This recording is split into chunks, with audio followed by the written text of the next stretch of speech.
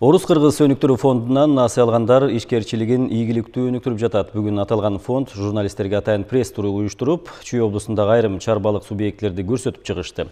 Жеңилдетилген насыялар кимдерге берилди жана алардын абалы туурасында Улан Бакировдун материалы.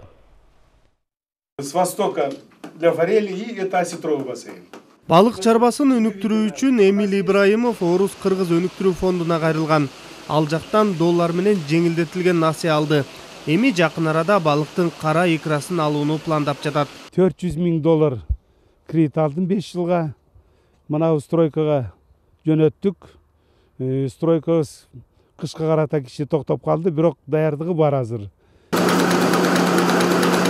Ал эми бул жерде кагаз сүлгүлөр чыгарылат. Ишкана фонддон сом менен насыя алган.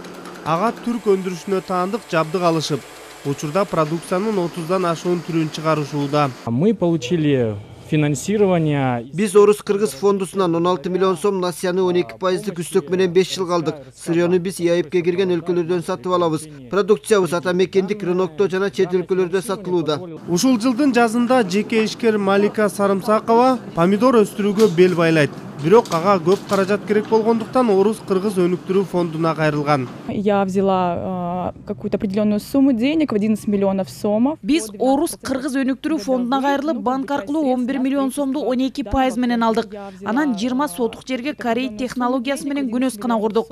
Январда 4-5 тоннадай түшүм алабыз деп күтүп атабыз. Орус-Кыргыз өнүктүрүү фонду жеңилдетилген жана узак мөөнөттөгү насыяларды берүүдө айлана чөйрөнү коргоо долбоорлоруна да көңүл бурган. Жаз айларында канттагы дөңгөлөктөрдү кайра иштетүүчү заводко да каражат берилген. В данный момент мы получили 31 миллион сом кредита. Биздин долбоор экологдор тарабынан жактырылган. Фонддон жеңилдетилген негизде 31 миллион сом алдык. Буюрса мазут чыгарып баштайбыз.